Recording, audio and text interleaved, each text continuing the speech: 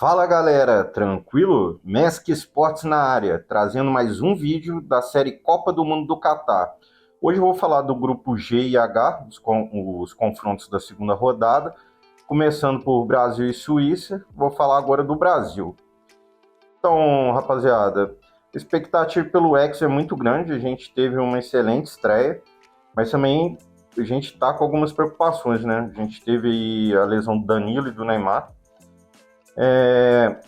Falando um pouco do Tite. O Tite conseguiu algo muito raro, que é treinar a seleção por 2 ciclos seguidos. No primeiro, uma eliminação para a Bélgica, onde a gente não tinha tantos jogadores de qualidade como a gente tem nessa Copa.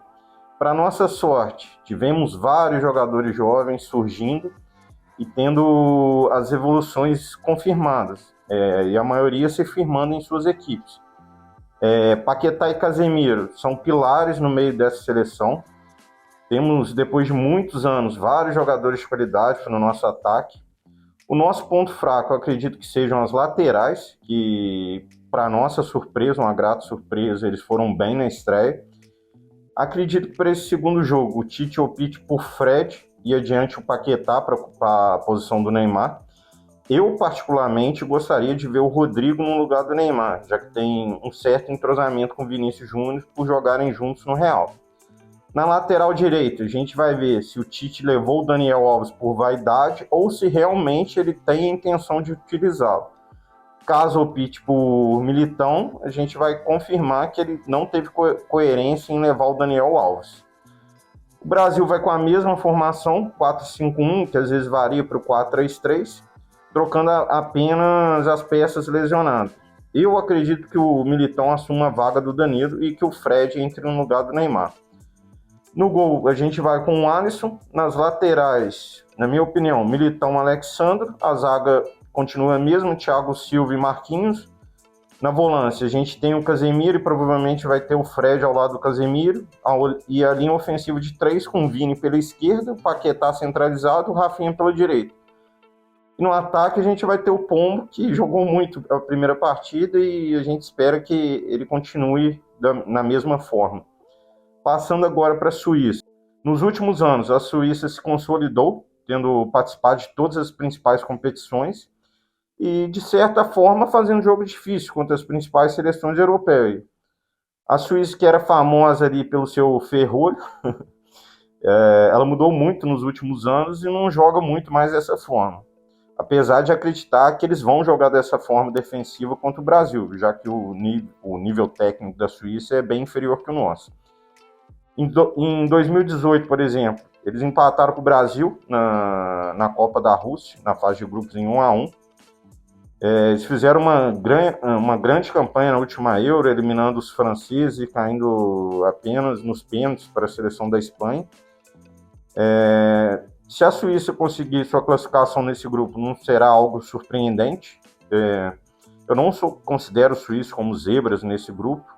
Eles tiveram uma boa estreia, conseguindo uma vitória importante para encaminhar a classificação às oitavas. O destaque dessa equipe são o goleiro Sommer, o Xhaka e o Shaqiri, que são as peças, as principais peças nas criações de jogadas dessa seleção. A Suíça, ela geralmente joga no 4-5-1, ela também altera para o 4-3-3. Eu não acredito que eles virão com mudanças para esse confronto. Os prováveis são Sommer no gol, uma linha de 4 defensores, com os laterais Rodrigues e o Widmer, os zagueiros Akanji e Elveld, 2 volantes Xhaka e Freuler, e a linha ofensiva de 3 com Vargas na esquerda, Sol centralizado e Shaqiri na direita, atrás do atacante Embolo. Meu palpite para esse jogo: não será um jogo fácil para o Brasil. Acredito que os suíços, pensando em classificação, tentarão arrancar um empate contra a gente. E eles vão apostar apenas nos contra-ataques. Acredito na vitória do Brasil por 1 ou 2-0. Mesmo sem Neymar, o Brasil continua sendo uma equipe muito qualificada e, para mim, o Brasil vence esse jogo sem muito susto. Agora, passando por outro confronto desse grupo, o Camarões vs Sérvia. Camarões, O desempenho não foi bom na Copa das Nações Africanas, apesar de ter chegado à semifinal. Perdeu na estreia e não vejo essa seleção criando dificuldades para a Sérvia. A sua classificação para a Copa foi até, de certo fato, surpreendente. Como disse em outro vídeo, foi decidida pelo gol fora de casa, após 2 empates contra a Argélia, que era a favorita. Tem como principal jogador atacante do Bayern, Choupo-Moting, que vem atuando em um bom nível. Tem outros 2 bons jogadores, o Anguissa, do Napoli, e o veloz Mbeumo. Eu não acredito que terá alterações para esse jogo contra a Sérvia, porque o que foi escalado contra a Suíça é o que eles têm de melhor. Geralmente jogam num 4-3-3, foi assim na estreia. No gol a gente tem o conhecido goleiro Onana. Nas laterais, Fai e Tolo. Zagueiros, Nkolo e Castelletto. Uma linha de 3 com Ongla, Goethe e Anguissa. E o trio ofensivo formado por Ekambi, Choupo-Moting e Mbeumo. Passando para a Sérvia.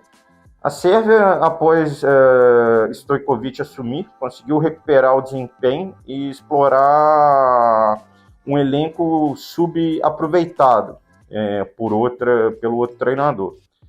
A Sérvia ela tem muita força física e ofensiva, tem um time forte com jogadores altos. O Brasil, quando cruzou bolas na área, não conseguiu vencer as disputas. Possui jogadores em grande fase, como Vlahovic da Juventus, Mitrovic, Milinkovic-Savic, Tadic e o Kostic. A postura desse time, geralmente eles atuam com uma linha de defesa muito alta. Foi assim que conseguiram a vaga direta para a Copa, mandando Portugal para repescagem. Geralmente joga em um 3-6-1, foi assim na estreia, provavelmente vão manter a mesma escalação, que começa com o goleiro Milinkovic, uma linha de 3 zagueiros com Milenkovic, Veljkovic e Pavilovic, uma linha de 4 meias com Zivkovic, Lucic e Gudelj, e também tem o Mladenovic, uma linha com 2 meias ofensivos, Tadic e Milinkovic-Savic, e no ataque o artilheiro do Fulham, o Mitrovic. No banco ainda a gente tem o Vlahovic, que talvez pode entrar como titular também. Meu palpite para esse jogo: não acho que Camarões trará muita dificuldade para a seleção da Sérvia, que precisa vencer para se manter viva em busca da classificação. A Sérvia é uma equipe muito boa, com jogadores de ataque que tem um nível muito bom no futebol europeu, e a Camarões não é mais a mesma. Então meu palpite seria um 2-0 para a Sérvia, que possui um time tecnicamente muito melhor que a seleção de Camarões. Agora, passando para o grupo H, a gente vai falar do confronto Coreia e Gana, começando pela Coreia. A Coreia do Sul chegou à Copa acreditando no talento individual do Son. O atacante do Tottenham é a grande esperança dessa seleção. A Coreia, apesar de ser um time organizado e bem definido taticamente, sofre com a falta de um 9 goleador. Ela fez uma boa estreia, conseguindo equilibrar as ações contra o Uruguai, ainda mais considerando as diferenças individuais dos elencos. O Paulo Bento, ele faz com que a Coreia jogue de forma muito agressiva e ofensiva. Ele aproveita bem a velocidade de seus jogadores e habitualmente eles dominam os jogos e se impõem contra os adversários inferiores tecnicamente. Eles chegam com moral após o empate contra o Uruguai. Geralmente jogam num 4-5-1 com alternância para o 4-3-3 e devem manter o mesmo time que enfrentou o Uruguai, porque foram bem e precisam aí buscar uma vitória contra a Gana. Passando para a seleção ganesa. A Gana viveu um ciclo muito complicado para a Copa do Mundo, com eliminação precoce na Copa das Nações Africanas. Teve o seu comandante demitido.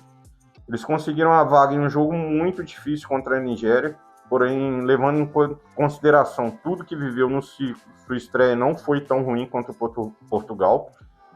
Os portugueses, claro, tiveram o domínio da partida, porém Gana conseguiu aproveitar as falhas defensivas de Portugal e quase conseguiu um empate no final do jogo.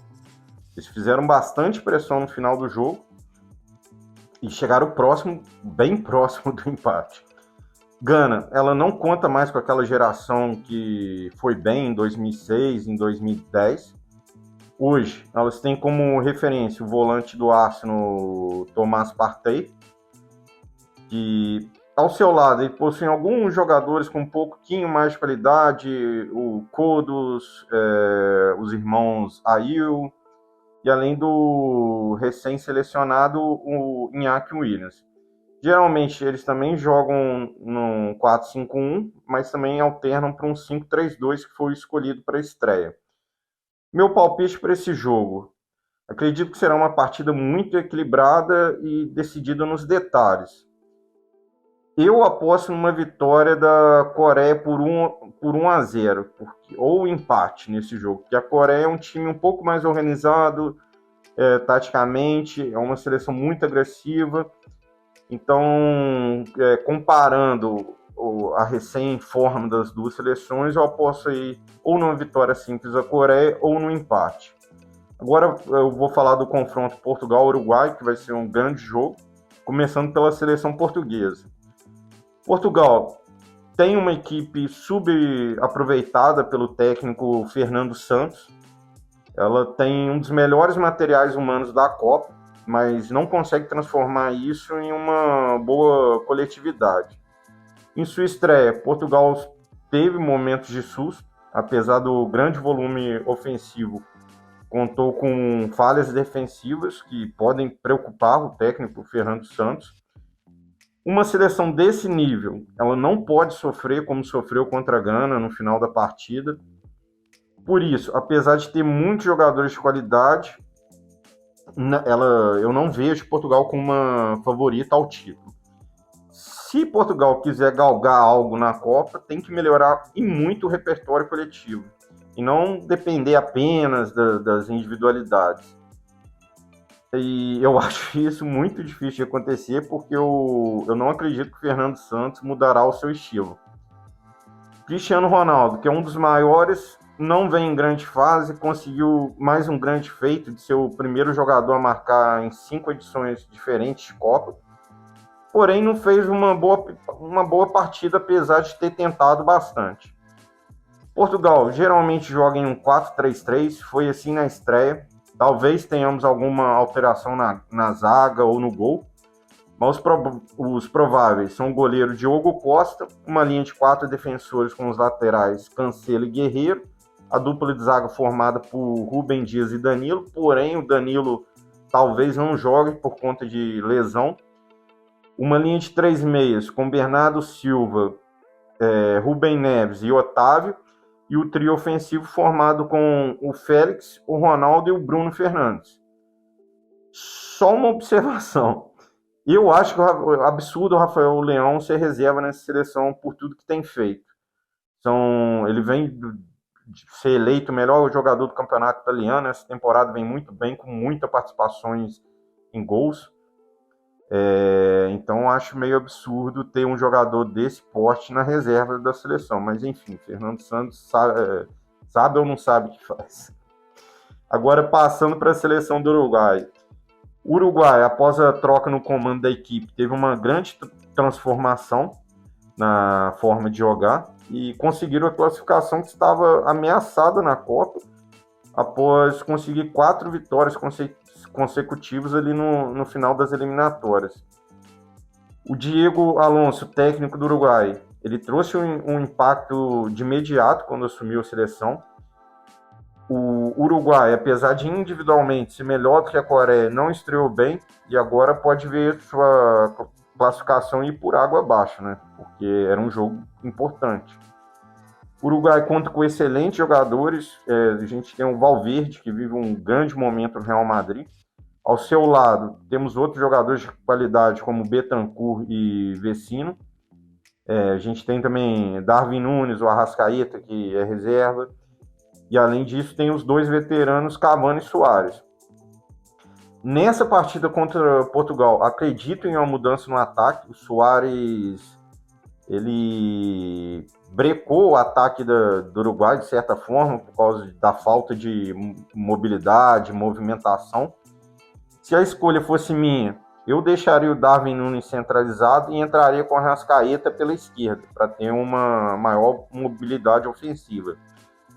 Se tiver uma troca, eu acredito que seja 6 por meia dúzia, apesar do Cavani ter mais mobilidade que o Suárez.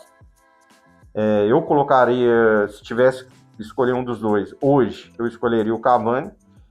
O Uruguai geralmente joga em um 4-3-3, foi assim na estreia, e o time provável conta com o goleiro Rocher, uma linha de 4 defensores com os laterais Cáceres e Oliveira, a zaga formada por Gimenez e Godin, uma linha de 3 no meio com Valverde, Vecino e Bentancur, e a linha de ataque formada por Darwin Núñez, Suárez e Pelista.